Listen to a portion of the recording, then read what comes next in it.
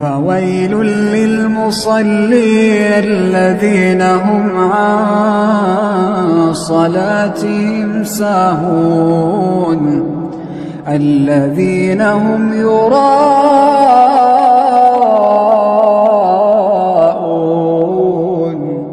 ويمنعون الماعون. اعوذ باللہ من الشیطان الرجیم بسم اللہ الرحمن الرحیم. شروع اللہ رب العزت کے بابرکت نام سے جو بڑا مہربان نہایت رحم والا ہے. سورۃ الاحزاب آیت نمبر 35 سے آج ہم سٹارٹ کر رہے ہیں. اس میں اللہ تعالیٰ نے خواتین کے لیے کچھ ہدایات فرمائی ہیں اور خواتین کی ہدایات کے علاوہ مردوں اور عورتوں کے 10 پسندیدہ اوصاف اس آیت میں بیان کیے گئے ہیں. مردوں اور عورتوں کی جو 10 پسندیدہ اوصاف ہیں، جو ان کی خوبیاں ہیں، وہ ان آیات میں بیان کی گئی ہیں. ان المسلمین والمسلمات، بے شک مسلمان مرد، والمسلماتی اور مسلمان عورتیں، والمؤمنین اور مومن مرد، والمؤمناتی اور مومن عورتیں، والقانتین اور فرما بردار مرد، والقانتاتی فرما بردار عورتیں، والصادقین سچے مرد، والصادقاتی سچی عورتیں، والصابرین صبر کرنے والے مرد، والصابراتی صبر کرنے والی عورتیں، والخاشعین اور خشوع کرنے والے مرد، والخاشعات خشوع کرنے والی عورتیں، والمتصدقین صدقہ کرنے والے مرد، والمتصدقات اور صدقہ دینے والی عورتیں، والصائمین والصائمات روزہ رکھنے والے مرد اور روزہ رکھنے والی عورتیں، والحافظین فروجہم اور حفاظت کرنے والے مرد اپنی شرمگاہوں کی، والحافظاتی اور حفاظت کرنے والی عورتیں، والذاکرین اللہ اور ذکر کرنے والے مرد اللہ تعالیٰ کا کثیرن بہت زیادہ، والذاکرات اور ذکر کرنے والی عورتیں، اعد اللہ تیار کر رکھا ہے اللہ تعالیٰ نے، لہم ان کے لیے، اجرن مغفرت و اجرن عظیمہ مغفرت اور بہت بڑا اجر عظیم.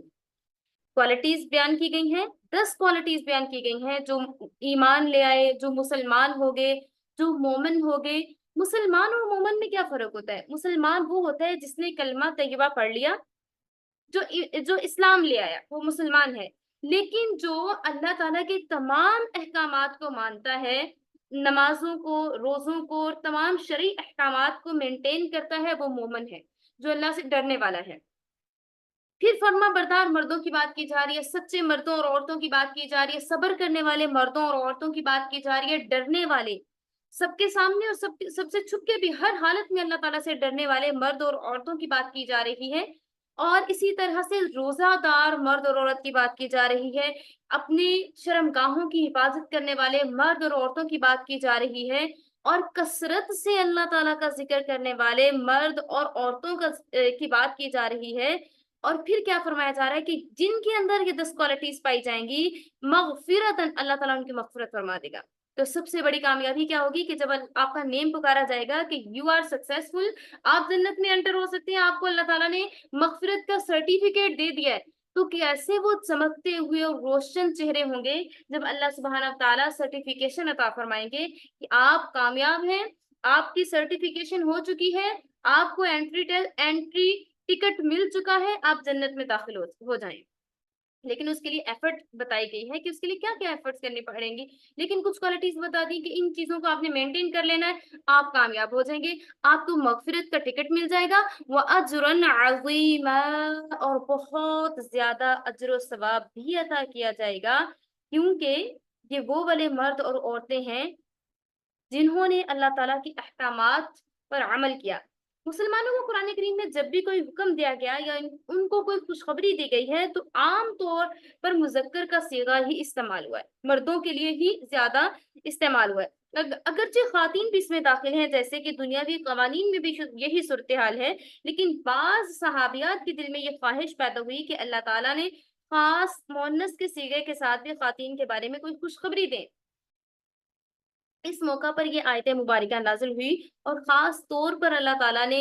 فیمیلز کو مخاطب کیا، مردوں کے ساتھ مومنین کو، مسلمات کو بھی اللہ تعالیٰ نے خبردار کیا اور ان کو خوشخبری سنائی گئی کہ آپ کے لیے بھی بڑی بشارتیں ہیں، آپ کے لیے بھی بڑی خوشخبریاں ہیں۔ اگر مردوں کے لیے خوشخبریاں ہیں تو آپ کے لیے بھی خوشخبریاں ہیں۔ اگر آپ ان چیزوں کو مینٹین کریں گی دین آپ کو مغفرت کا سرٹیفکیٹ دیا جائے گا اور آپ کو بھی اجر عظیم عطا کیا جائے گا۔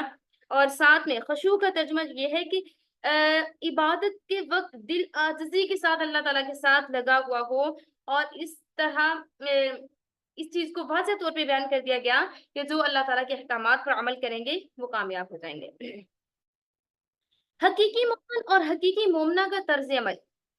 وما كان لمؤمن ولا مؤمنة إذا قضى الله ورسوله أمرا أن يكون لهم الخيرة من أمرهم۔ کسی مومن مرد اور کسی مومن عورت کو یہ حق نہیں ہے کہ جب اللہ تعالیٰ اور اس کے رسول کسی معاملے کا فیصلہ کر دیں تو ان کے لیے خود اپنے معاملے میں اختیار ہو، اور جو اللہ تعالیٰ اور اس کے رسول کی نافرمانی کرے گا، وَمَن يَعْصِ اللَّهَ وَرَسُولَهُ، جو نافرمانی کرے گا اللہ اور اس کے رسول کی، فَقَدْ ضَلَّ ضَلَالًا مُبِينًا، یقیناً وہ گمراہ ہو گیا اور واضح طور پہ گمراہ ہو گیا۔ یہ آیت کریمہ چند ایسے واقعات کے پس منظر میں نازل ہوئی جن میں حضور نبی کریم صلی اللہ علیہ وآلہ وسلم نے اپنے بعض صحابہ کرام رضوان اللہ علیہم اجمعین کے لیے کسی خاتون سے رشتہ دیا، مگر خاتون یا ان کے رشتہ دار شروع میں اس رشتہ پر راضی نہیں ہوئے۔ اور اسی طرح سے حافظ ابن کثیر نے یہ بڑی ڈیٹیل کے ساتھ بیان کیے ہیں، جو مفسر ہیں، تفسیر لکھنے والے ہیں، اور ان میں سب سے مشترک بات یہ ہے کہ رسول اللہ صلی اللہ علیہ وآلہ وسلم نے جن صحابہ کے نکاح کا پیغام دیا تھا ان میں کوئی عیب نہیں تھا، کوئی خرابی نہیں تھی، لیکن خاتون یا ان کے گھر والوں نے صرف اپنی خاندانی یا مالی فوقیت کی وجہ سے شروع میں ان کا رشتہ قبول کرنے سے انکار کیا تھا۔ دوسری طرف حضور صلی اللہ علیہ وآلہ وسلم غالباً یہ چاہتے تھے کہ لوگ صرف اپنی خاندانی یا مالی فوقیت کی وجہ سے اچھے رشتوں سے انکار کرنے کا رجحان ختم کر دیں، اگرچہ شریعت نے نکاح میں کفات یعنی میاں بیوی کے ہم پلہ ہونے کا اعتبار کیا ہے، لیکن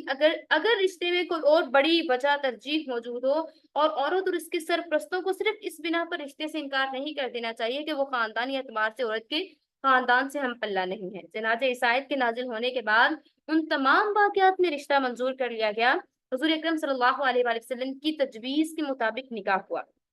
ان واقعات میں سب سے اہم واقعہ زید بن حارثہ رضی اللہ تعالیٰ عنہ کا ہے، جس کا تعلق آنے والی آیات میں بھی ہے، اور شروع میں حضرت خدیجہ رضی اللہ تعالیٰ عنہ کے غلام تھے اور انہوں نے رسول اللہ صلی اللہ علیہ وآلہ وسلم کو ہبہ کر دیا تھا۔ آپ نے انہیں آزاد کر کے اپنا منہ بولا بیٹا بنا لیا تھا، اور پھر آگے آیات آ رہی ہیں ان میں ہم ڈسکس کریں گے۔ چنانچہ آپ نے اپنی پھوپھی کی صاحبزادی حضرت زینب بنت حجش رضی اللہ تعالیٰ عنہ کے ساتھ ان کا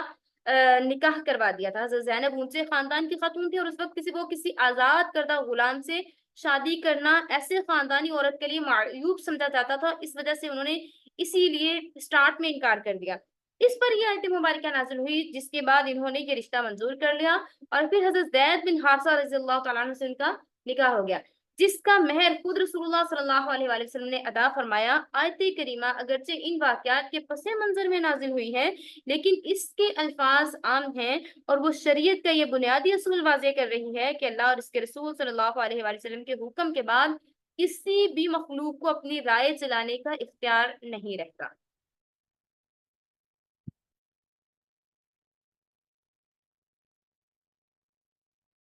وَإِذْ اور جب تقول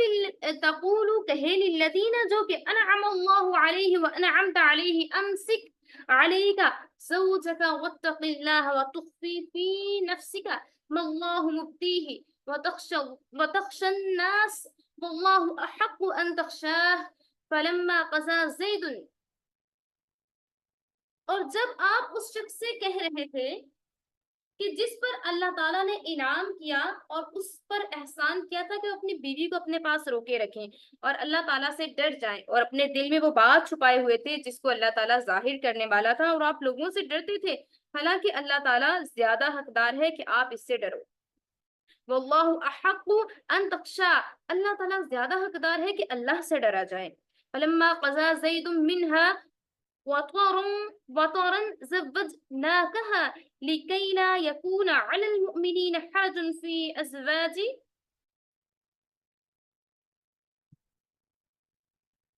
آپ اس سے ڈریے، چنانچہ جب زید اس سے غرض پوری کر چکا تو ہم نے اس کا نکاح آپ سے کر دیا تاکہ مومنوں پر اپنے منہ بولے بیٹوں کی بیویوں کے بارے میں کوئی تنگی نہ رہے۔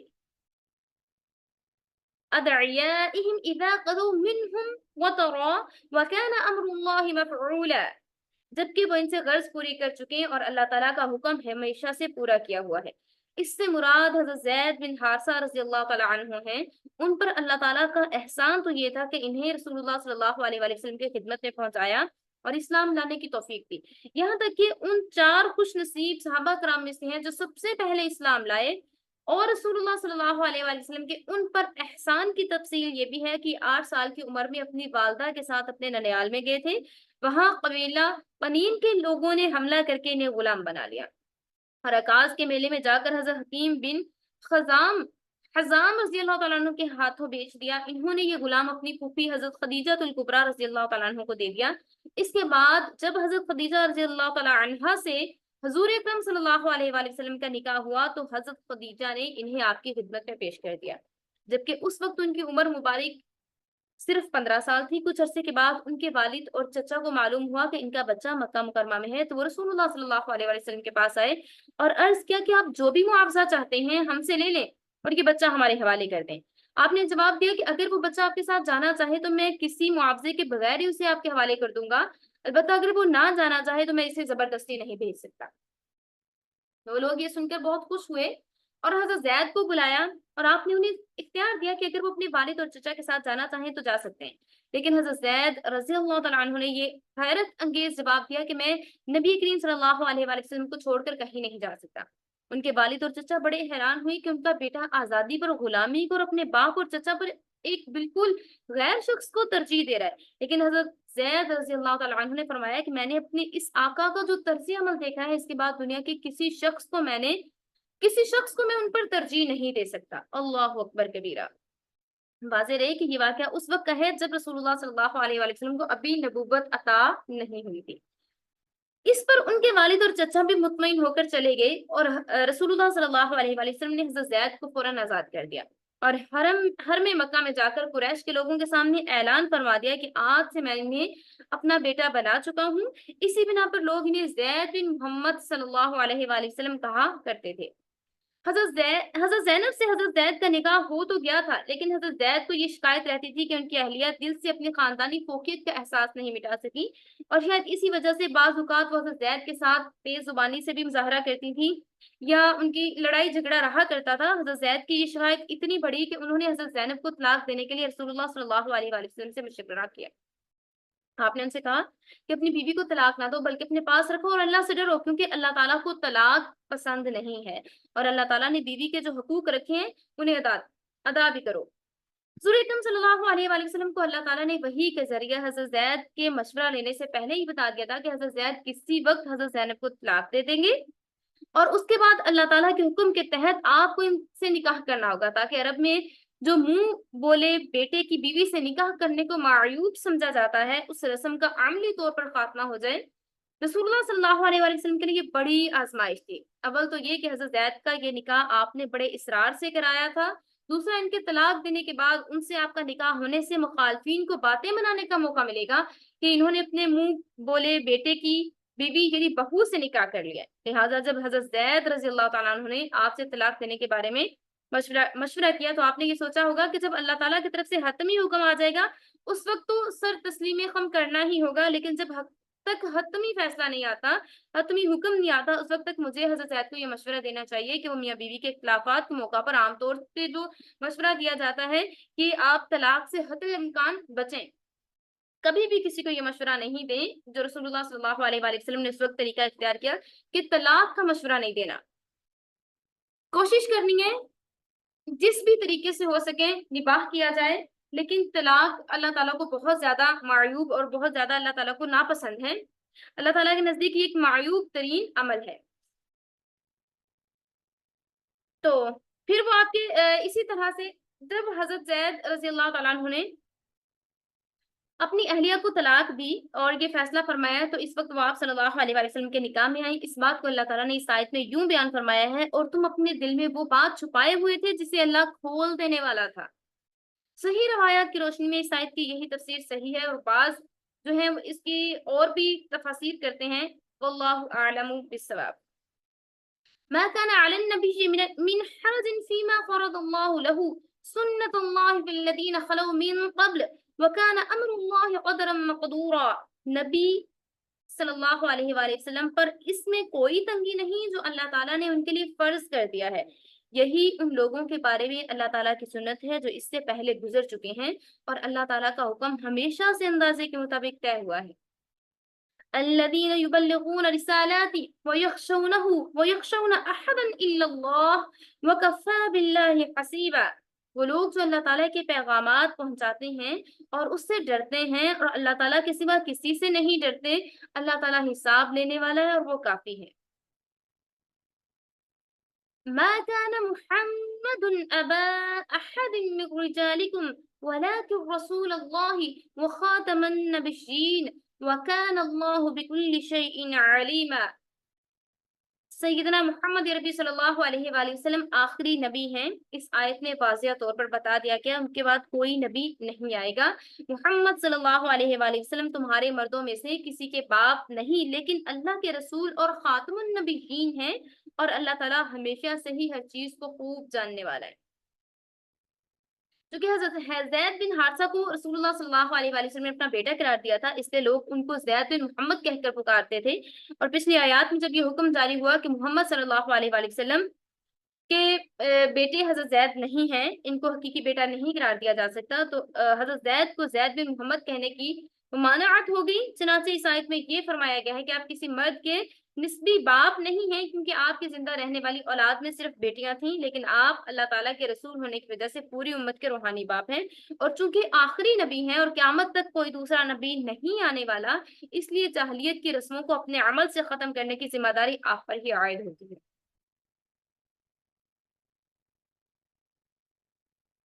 یا ایھا الذین آمنوا اذکروا اللہ ذکرا کثیرا، اے لوگو جو ایمان لائے ہو، اللہ تعالیٰ کو یاد کرو اور کثرت سے اللہ تعالیٰ کو یاد کرو۔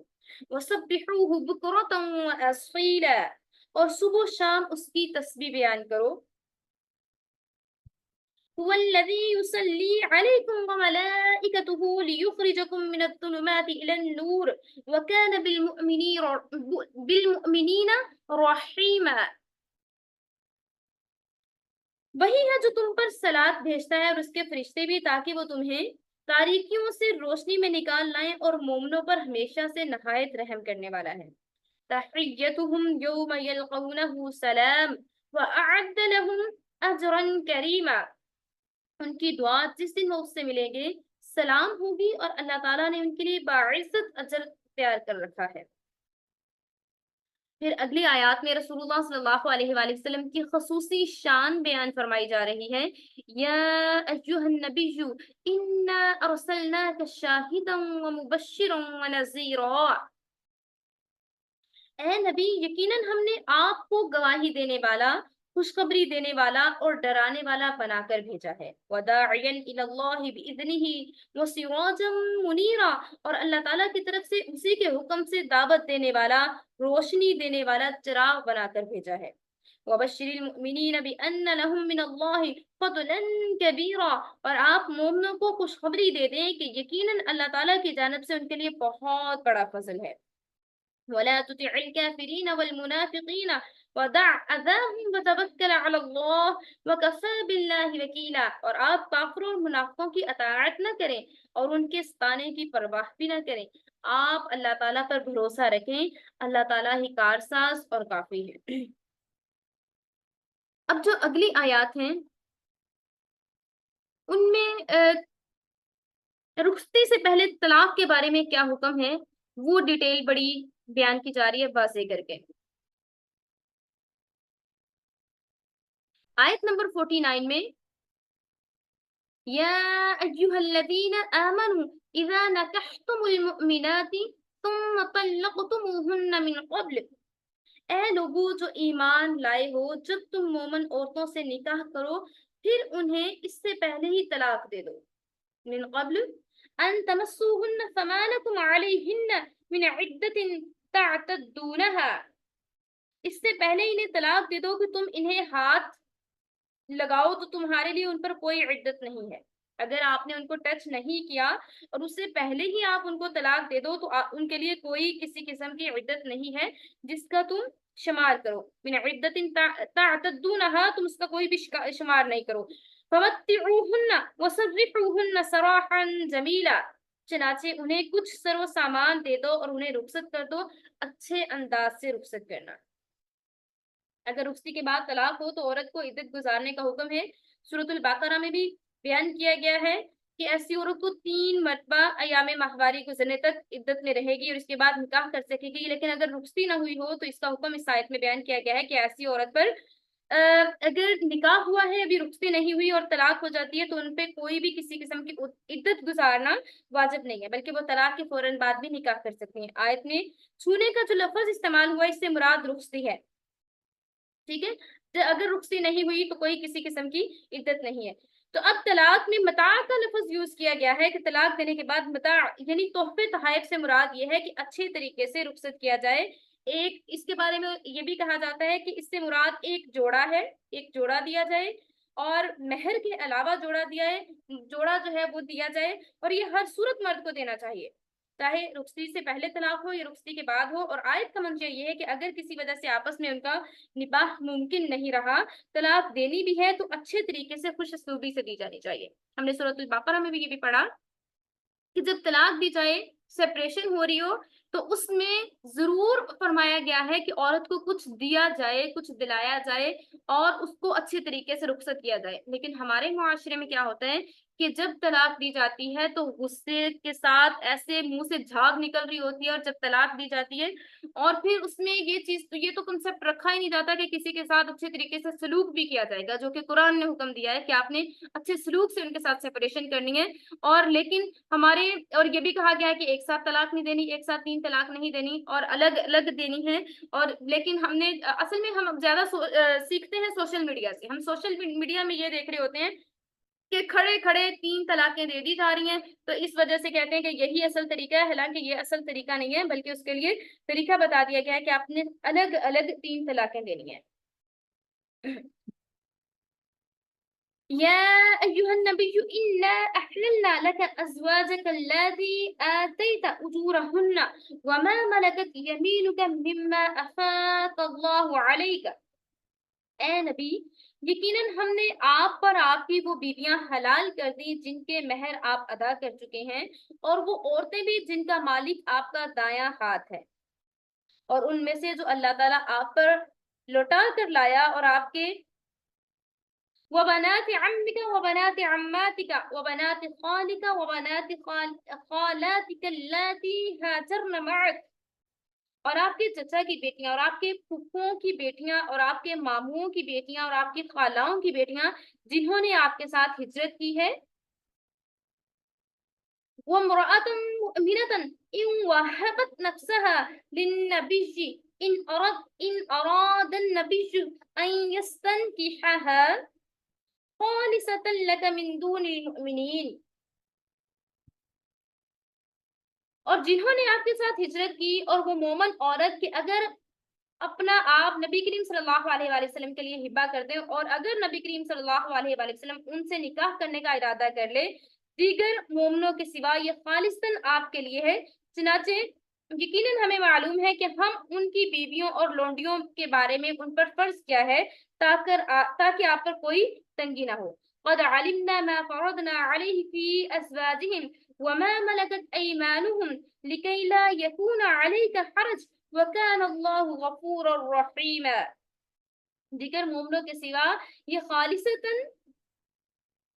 آپ صلی اللہ علیہ وآلہ وسلم کے لیے ہے. یقیناً ہمیں معلوم ہے کہ ہم نے ان کی بیویوں اور لونڈیوں کے بارے میں جو ان پر فرض کیا ہے تاکہ آپ پر کوئی تنگی نہ ہو، اور اللہ تعالیٰ ہمیشہ سے بے حد بخشنے والا اور نہایت رحم فرمانے والا ہے. اللہ تعالیٰ نے نکاح کے بارے میں وہ احکامات بیان فرما دی ہیں جو صرف رسول اللہ صلی اللہ علیہ وآلہ وسلم کے ساتھ مخصوص ہیں، اور یہ عام مردوں کے لیے نہیں کہا جا رہا. اس آیت نے لاسٹ پہ بھی واضح طور پر فرما دیا گیا ہے کہ یہ خالصتاً آپ صلی اللہ علیہ وآلہ وسلم کے لیے اللہ تعالیٰ کی طرف سے کچھ خصوصیات کے ساتھ احکامات بیان کیے جا رہے تھے۔ ان میں سے پہلا حکم یہ تھا کہ عام مسلمانوں کے لیے 4 سے زائد نکاح کرنے کی اجازت نہیں ہے، لیکن رسول اللہ صلی اللہ علیہ وآلہ وسلم کو 4 سے زائد نکاح کی اجازت ہے۔ اس اجازت میں بہت ساری حکمتیں تھیں جن کی ڈیٹیل بہت لمبی چوڑی جن کی ڈیٹیل ہے۔ دوسرا حکم یہ ہے کہ رسول اللہ صلی اللہ علیہ وآلہ وسلم کے ساتھ مخصوص یہ ہے کہ عام مسلمان اس میں شریک نہیں ہیں، اور وہ یہ کہ عام مسلمانوں کے لیے جائز ہے کہ وہ کسی بھی مسلمان عورت سے یا اہل کتاب یعنی عیسائیوں اور یہودیوں میں سے کسی بھی عورت سے نکاح کر سکتے ہیں، لیکن رسول اللہ صلی اللہ علیہ وآلہ وسلم کے لیے یہ جائز قرار نہیں دیا گیا کہ آپ کسی یہودی یا عیسائی عورت سے نکاح کریں۔ ٹھیک ہے، مسلمان جو ہیں وہ مسلمان مرد جو ہے وہ کر سکتا ہے، لیکن رسول اللہ صلی اللہ علیہ وآلہ وسلم کے لیے اس چیز کو جائز قرار نہیں دیا گیا کہ آپ کسی یہودی یا عیسائی عورت سے نکاح کریں۔ نیز مسلمان عورتوں میں سے بھی جنہوں نے مکہ مکرمہ سے مدینہ طیبہ کی طرف ہجرت نہ کی ہو، ان میں سے بھی آپ ان کے لیے نکاح نہیں کر سکتے۔ یہ رسول اللہ صلی اللہ علیہ وآلہ وسلم کے لیے تیسرا خصوصی حکم ہے، یعنی عام مسلمانوں کے لیے کسی عورت سے مہر کے بغیر نکاح کرنا جائز نہیں ہے، لیکن رسول اللہ صلی اللہ علیہ وآلہ وسلم کے لیے جائز قرار دیا گیا کہ اگر کوئی عورت خود سے یہ پیشکش کرے کہ وہ آپ سے مہر کے بغیر نکاح کرنا چاہتی ہے اور آپ بھی اس سے نکاح کرنا چاہیں تو ایسا کر سکتے ہیں۔ اگرچہ قرآن کریم کی اس آیت نے آپ کے لیے خصوصی اجازت دے دی تھی، لیکن رسول اللہ صلی اللہ علیہ وآلہ وسلم نے اپنی عملی زندگی میں کبھی بھی اس اجازت سے فائدہ نہیں اٹھایا، بلکہ جتنی بھی شادیاں ہوئی حق مہر پہلے ادا کیا گیا۔ اللہ اکبر کبیرہ۔ ترجی دور رکھیں، من تشاء جس کو آپ چاہیں، منہن ان میں سے، وتؤوی الیک اور اپنے پاس رکھیں، من تشاء جسے آپ چاہیں، وما نبتغیت اور جس کو آپ طلب کریں، ممن ان میں سے، غزلتا دور کر دیا تھا آپ نے، فلا جناح تو نہیں کوئی گناہ، علیک آپ صلی اللہ علیہ وآلہ وسلم پر، ذالک ادنا یہ زیادہ قریب تر ہے، ان تقر کہ ٹھنڈی رہیں، اعینہم آپ کی آنکھیں، ولا یحزن اور وہ غمزدہ نہ ہوں، ویرزعن اور وہ راضی رہیں، بما آتیتہن کلہن اس پر جو آپ نے انہیں دے دیا اور وہ سب کا سب، واللہ یعلم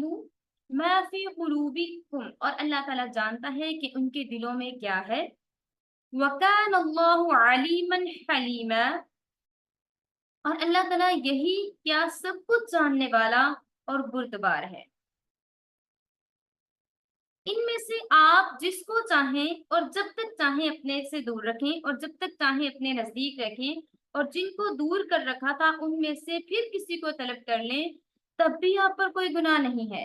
اس میں زیادہ توقع یہ ہے کہ ان کی آنکھیں ٹھنڈی رہیں گی اور وہ غمزدہ نہیں ہوں گے، اور جو کچھ بھی آپ ان کو دے دیں وہ ان پر سب کی سب راضی رہیں گی، اور اللہ تعالیٰ سب کے دلوں کی باتوں کو خوب جانتا ہے، اور اللہ تعالیٰ سب جاننے والا ہے، بردبار ہے۔ لا يحل لك النساء من بعد ولا أن تبدل بهن من أزواج ولو أعجبك حسنهن إلا ما ملكت يمينك وكان الله على كل شيء رقيبا ان کے علاوہ اور عورتیں آپ کے لیے حلال نہیں ہیں، اور نہ یہ درست ہے کہ آپ ان موجودہ بیویوں کی جگہ دوسری بیویاں کر لیں، اگرچہ آپ کو ان دوسریوں کا حسن اچھا معلوم ہو، مگر جو آپ کی مملوکہ ہو، اور اللہ تعالیٰ ہر چیز کی حقیقت اور آثار کا پورا نگران ہے۔ گزشتہ آیات میں رسول اللہ صلی اللہ علیہ وآلہ وسلم کے نکاح کے متعلق چند مخصوص احکام بیان کیے گئے تھے، اور ان مخصوص احکامات کے بیان کرنے کی حکمت اور مصلحت کو بھی ظاہر فرما دیا گیا تھا۔ یہ خاص رعایتیں اور خصوصی احکامات آپ صلی اللہ علیہ وآلہ وسلم کو اس لیے دیے گئے تھے کہ آپ کے اصل فرائض اور ذمہ داریاں جو ہیں ان میں کوئی حرج واقع نہ ہو۔ اس لیے اللہ تعالیٰ کے حکم سے 4 سے زائد ازواج مطہرات کا رکھنا صرف رسول اللہ صلی اللہ علیہ وسلم کی خصوصیت ٹھہری، تاکہ آپ کی زندگی کے حالات جو امت کے لیے تمام دین اور دنیا کے معاملات میں دستور العمل ہیں، صرف ازواج مطہرات کے ہی ذریعے سے امتیوں کو مرجع ہو سکتے تھے۔ چنانچہ جیسے کہ پہلے بھی یہ بیان ہوا ہے کہ صرف ایک حضرت عائشہ صدیقہ رضی اللہ تعالیٰ عنہ سے قریباً 12,210 بتائی جاتی ہیں احادیث، ایگزیکٹ جو ان کی کاؤنٹنگ ہے وہ اللہ تعالیٰ کو زیادہ معلوم ہے، احادیث منقول ہیں، اور اس کے علاوہ بہت ساری ایسی چیزیں اور ایسی تبلیغ ہیں جو حضرت عائشہ صدیقہ رضی اللہ تعالیٰ عنہ سے مروی ہیں۔ علم نبوت کی اشاعت میں بھی انہوں نے حصہ لیا۔ علمی فوائد سے آپ نے فرزندانہ توحید کو بھی اس سے مستفید فرمایا، اور ایسی دوسری ازواج مطہرات سے بھی بہت ساری روایات اور احادیث بھی ان سے منقول کی جاتی ہیں۔ پھر بعض ازواج مطہرات کو حرم نبوی میں داخل کرنے میں ان کے خاندان کو اسلام کی طرف لانے کی حکمت بھی تھی، اور یہ متعدد نکاح نامعلوم کتنے اسلامی اور شرعی ضرورتوں پر مبنی تھے، جن عظیم مسائل کی خاطر نبی کریم صلی اللہ علیہ وآلہ وسلم کو ازواج کی تعداد کے معاملہ میں عام اور باقاعدہ سے مستثنا کیا گیا تھا، کہ اسی لیے آپ کو بتایا گیا کہ یہ ایسی وجوہات تھیں، بہت ساری ایسی وجوہات ہو سکتی تھی جو اللہ تعالیٰ زیادہ بہتر جانتے، کس لیے کہا گیا تھا کہ آپ جو 4 سے زائد شادیاں کر سکتے ہیں، اور اس لیے رسول اللہ صلی اللہ علیہ وآلہ وسلم نے ان سے زیادہ کیے۔ اس لیے بہت سارے مخصوص احکامات جو ہیں وہ واضح کیے جا رہے ہیں۔ اس لیے یہاں پہ اسپیشلی ان آیات میں یہ حکم دیا جا رہا ہے کہ اے نبی صلی اللہ علیہ وآلہ وسلم، آپ کو اختیار دیا جاتا ہے کہ آپ اپنی ازواج میں سے جس کو چاہیں جب تک چاہیں اپنے ساتھ رکھیں، جب تک چاہیں الگ رکھیں، پھر الگ رکھنے کے بعد جب چاہیں ساتھ رکھ لیں۔ غرض ازواج کے بارے میں آپ پر کوئی پابندی نہیں ہے، ہر ایک کے پاس باری باری جب تک چاہیں رہیں، جیسا کہ عام مومنین کے لیے کئی بیویوں والے جو حضرات ہیں ان کے لیے لازم ہے کہ وہ اپنے مینس کے ایکویلٹی، ٹھیک ہے، ایکویلٹی مطلب کہا گیا ہے کہ ایکویلٹی کرنی ہے، لیکن پھر یہ تھا کہ یہ چیز رکھ دی گئی کہ پورا اختیار تھا کہ جب چاہیں رسول اللہ صلی اللہ علیہ وآلہ وسلم جس ازواج کے پاس چاہیں رہ سکتے ہیں، لیکن رسول اللہ صلی اللہ علیہ وآلہ وسلم جب کبھی دل کرتا کسی زوجہ کے پاس زیادہ دیر ٹھہرنے کا تو باقی سب سے پرمیشن لیتے، سب سے اجازت لیتے۔ اس کے بعد حضرت عائشہ صدیقہ رضی اللہ تعالیٰ عنہا کے ہاں جب کبھی زیادہ رہنے کا دل کرتا تو باقی سب سے رسول اللہ صلی اللہ علیہ وآلہ وسلم اجازت طلب کیا کرتے تھے۔ اسی طرح ازواج مطہرات جو تھی وہ بھی رسول اللہ صلی اللہ علیہ وآلہ وسلم کو سمجھتی تھی، اور بخوشی رسول اللہ صلی اللہ علیہ وآلہ وسلم کو اس چیز پہ کہہ دیا کرتی تھی کہ آپ جہاں پہ رہنا چاہیں آپ رہ سکتے ہیں، اور اللہ تعالیٰ کی طرف سے بھی رسول اللہ صلی اللہ علیہ وسلم کو اس چیز کی پرمیشن دی گئی تھی۔ یا ایھا الذین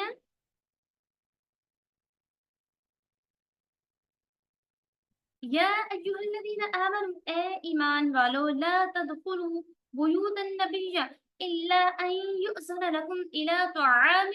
غیر ناظرین اناہ ولکن اذا دعیتم فادخلوا فاذا طعمتم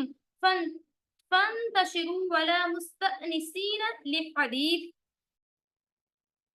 اے ایمان والو، نبی صلی اللہ علیہ وآلہ وسلم کے گھروں میں بن بلائے مت جایا کرو، مگر جس وقت آپ کو کھانے کے لیے اجازت دی جائے، ایسے طور پر کہ اس کی تیاری کے منتظر نہ رہو، لیکن جب آپ کو بلایا جائے کہ کھانا تیار ہے تب جایا کرو۔ پھر جب کھانا تیار ہو جائے تو اٹھ کر،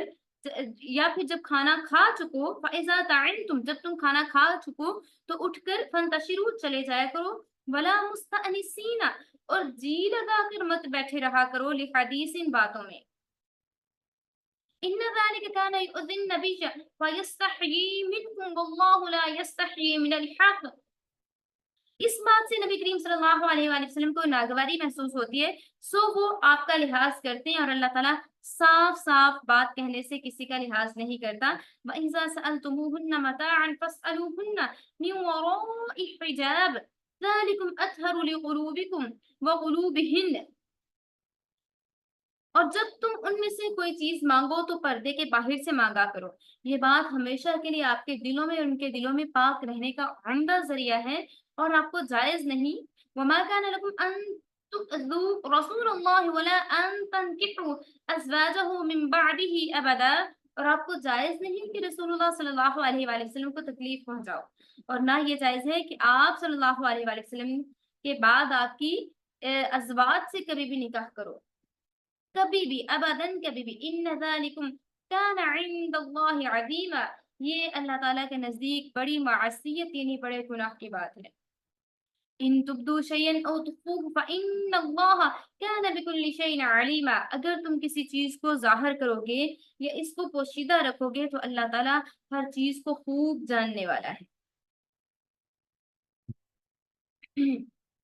یہ آیات آیت حجاب کے نام سے بھی مشہور ہے اور اس حکم عام میں بھی ہے جو تقریباً 1 سال کے بعد سورہ نور میں نازل ہوا، جس میں اہل اسلام کو اپنے گھروں کے سوا دوسرے گھروں میں بغیر اجازت داخل ہونے کی ممانعت فرما دی گئی کہ آپ نے داخل نہیں ہونا بغیر پرمیشن کے۔ اور اس میں وہ بھی آ جاتا ہے جب ہم کہتے ہیں کہ ہم نے سرپرائز دینا ہے کسی کے گھر ایک دم سے جا دھمکتے ہیں، تو وہ چیز بھی اس میں ممانعت کی گئی ہے کہ سرپرائز یہ تو ہم نے خود سے پتہ نہیں کہاں سے بنا لیے، کہاں سے یہ ساری چیزیں ہم نے سیکھ لی ہیں، یورپین کنٹریز سے، ویسٹرن جو ان کی کلچر ہے وہاں سے ایسی چیزیں سیکھ لی ہیں۔ ادروائز اسلام میں ان چیزوں کا کوئی کنسپٹ نہیں ہے۔ آپ کسی کو سرپرائز دینے کے لیے جائیں، آگے سے بندہ سر جھاڑ منہ پھاڑ بیٹھا ہو، تو اس سے بہتر یہ ہے کہ اسلام نے کیا کہا ہے کہ جب آپ نے کسی کے گھر میں جانا ہے تو آپ نے اسپیشلی اس کو اطلاع دینی ہے، اس کے بعد آپ نے اس کے گھر میں جانا ہے۔ اور یہ جو سرپرائز یہ والی چیزیں یہ بعد کی باتیں ہیں، ٹھیک ہے، اس کے بہت سارے طریقے ہو سکتے ہیں، آپ خوش کرنے کے بہت سارے طریقے ہو سکتے ہیں، لیکن جب بھی کسی کے گھر آپ نے جانا ہے تو اس کے لیے پہلے اجازت لینی ہے اور اس کو بتا کے جانا ہے، اور بلا اجازت داخل ہونے کی اس میں ممانعت فرمائی گئی ہے۔ تمام جاہلیت کے ناجائز رسوم اور غلط باتیں جن کے عادی اہل عرب عرصہ سے تھے ان کو مٹانے اور ان کی اصلاح کا قرآن کریم نے یہی طریقہ رکھا ہے کہ پہلے شروع میں ان کی برائی بتا کر آسان حکم دیے جاتے، پھر آخر میں ان کو قطعی ممانعت وغیرہ کے احکام آتے۔ قدیم زمانہ میں اہل عرب بے تکلف ایک دوسروں کے گھروں میں چلے جایا کرتے تھے۔ کسی شخص کو دوسرے سے ملنا ہوتا تھا تو وہ دروازے پر کھڑا ہو کر پکارنے اور اجازت لے کر اندر جانے کا پابند نہیں ہوتا تھا، بلکہ اندر جا کر عورتوں بچوں سے پوچھ لیتا تھا کہ گھر میں یہ صاحب ہیں یا نہیں ہیں۔ یہ جاہلانہ طریقہ بہت سی خرابیوں کا بھی موجب تھا اور بسا اوقات اس سے بہت ساری اخلاقی مفاسد کا بھی آغاز ہو جاتا تھا۔ اس لیے پہلے نبی کریم صلی اللہ علیہ وآلہ وسلم کے گھروں میں یہ قاعدہ مقرر کیا گیا کہ کوئی شخص خواہ وہ قریبی دوست ہو، دور کا رشتہ دار بھی کیوں نہ ہو، آپ کے گھروں میں جب بھی داخل ہوگا بغیر اجازت کے گھر میں داخل نہیں ہوگا۔ پھر سورہ نور میں جس کا نزول سورہ احزاب کے کچھ عرصے بعد ہوا، اس قاعدے کو تمام مسلمانوں کے گھروں میں رائج کرنے کا حکم دے دیا گیا، تو یہاں اس آیت حجاب میں پہلا حکم اہل ایمان کو مخاطب کر کے دیا گیا ہے،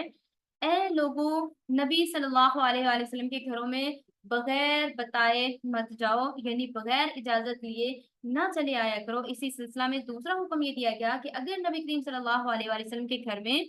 آپ کو کھانے کے آنے کی اجازت دے دی جائے تو جانے میں کوئی مزائقہ نہیں ہے، مگر جب ایسے آپ چلے جاؤ کھانے کی تیاری کے انتظار میں نہ بیٹھے رہو، یعنی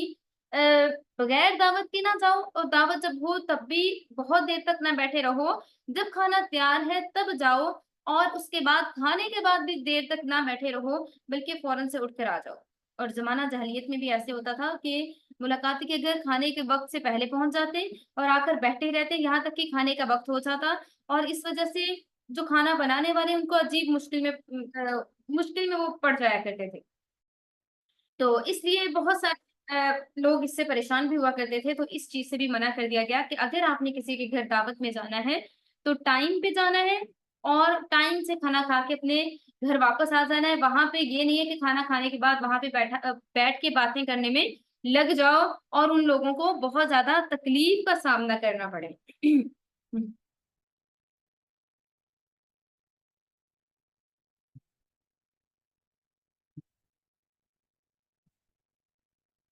لا جناح عليهن في آبائهن ولا أبنائهن ولا إخوانهن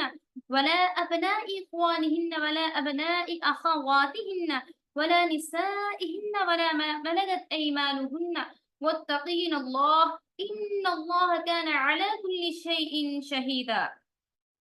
پیغمبر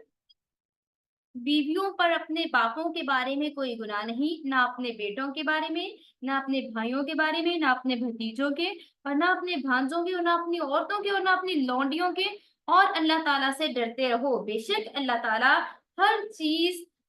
چیز کو جاننے والا ہے، ہر چیز کا گواہ ہے۔ ان اللہ، بے شک اللہ تعالیٰ، و ملائکتہ، اور اس کے فرشتے، یصلون، درود بھیجتے ہیں، علی النبی، نبی صلی اللہ علیہ وآلہ وسلم پر۔ یا ایھا الذین آمنو، اے ایمان والو، صلو، درود بھیجو، علیہ، ان پر، وسلموا، اور سلام بھیجو، تسلیمہ، کثرت کے ساتھ سلام، خوب سلام۔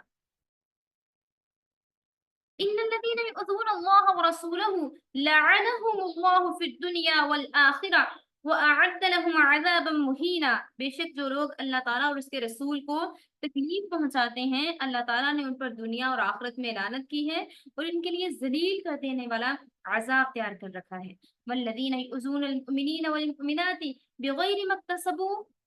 فَقَدِ احْتَمَلُوا بُهْتَانًا وَإِثْمًا مُبِينًا، اور جو لوگ ایمان والے مردوں کو اور ایمان والی عورتوں کو تکلیف پہنچاتے ہیں وہ لوگ بہتان اور صریح گناہ کا کاروبار کر لیتے ہیں، اور اسم مبینہ، اور یہ کھلا گناہ ہے۔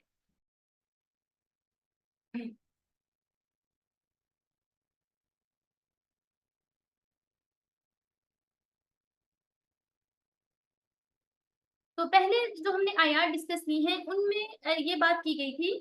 کہ جب بھی آپ نے ازواج مطہرات سے بات کرنی ہے تو پردے کے پیچھے سے بات کرنی ہے۔ کوئی مرد نبی کریم صلی اللہ علیہ وآلہ وسلم کے گھروں میں نہ آئے، جس نے بھی بات کرنی ہے ازواج مطہرات سے، کوئی بھی کام ہو کوئی بھی بات ہو تو پردے کے پیچھے سے بات کرے گا۔ اب آگے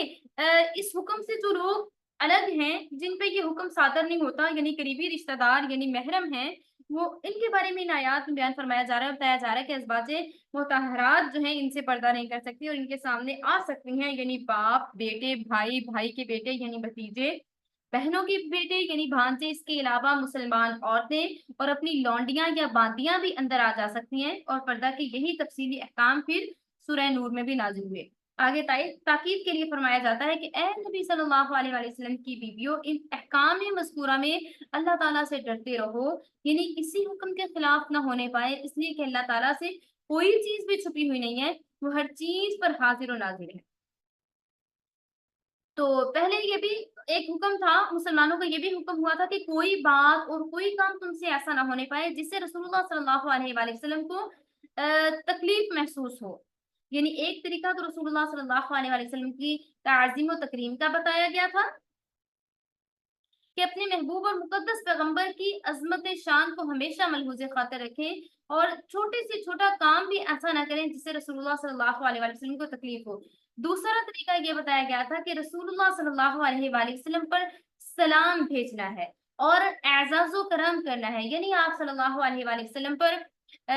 فرشتے بھی ان اللہ و ملائکتہ یصلون علی النبی یا ایھا الذین آمنوا صلوا علیہ وسلموا تسلیما، یعنی اللہ کے فرشتے بھی رحمت اور درود بھیجتے ہیں۔ اے ایمان والو تم بھی رسول اللہ صلی اللہ علیہ وآلہ وسلم پر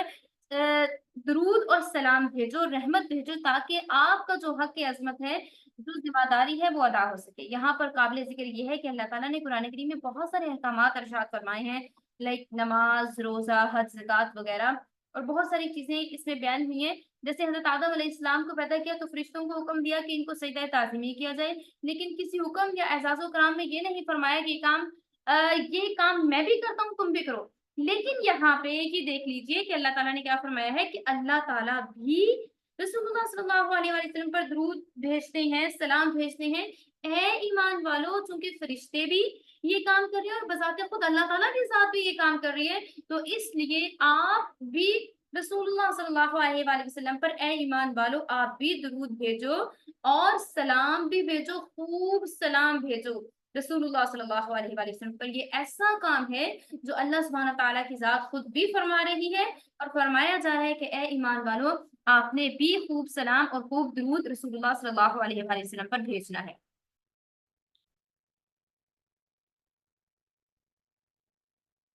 تو اس کے بارے میں یہ بھی فرمایا گیا کہ ہم درود کیسے بھیجیں، تو درود جو بتایا گیا وہ ہے اللہم صلی علی محمد وعلی آل محمد کما صلیت علی ابراہیم وعلی آل ابراہیم، مینس کہ جو درود ابراہیمی سب سے بہترین درود ہے، سب سے زیادہ ثواب بھی اس کا ہوتا ہے، تو اس لیے خاص طور پر جب رسول اللہ صلی اللہ علیہ وآلہ وسلم پر درود بھیجنا ہے تو کوشش کریں کہ درود ابراہیمی ہی پڑھیں اور یہی رسول اللہ صلی اللہ علیہ وآلہ وسلم پر درود بھیجیں۔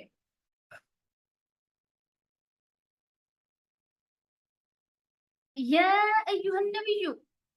پھر اگلی آیات میں کیا فرمایا جا رہا ہے؟ اگلی آیات ہے پردہ کے بارے میں، اور وہ ہم ڈیٹیل کے ساتھ ڈسکس کریں گے انشاءاللہ،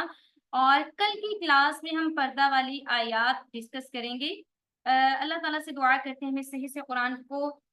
پڑھنے، سمجھنے اور اس پر عمل کرنے کی توفیق عطا فرمائے۔ وآخر الدعوانا ان الحمد للہ رب العالمین، ربنا آتنا فی الدنیا حسنة وفی الآخرة حسنة وقنا عذاب النار۔ آمین ثم آمین یا رب العالمین۔ اگر کسی کا کوئی سوال ہے تو کر لیجئے۔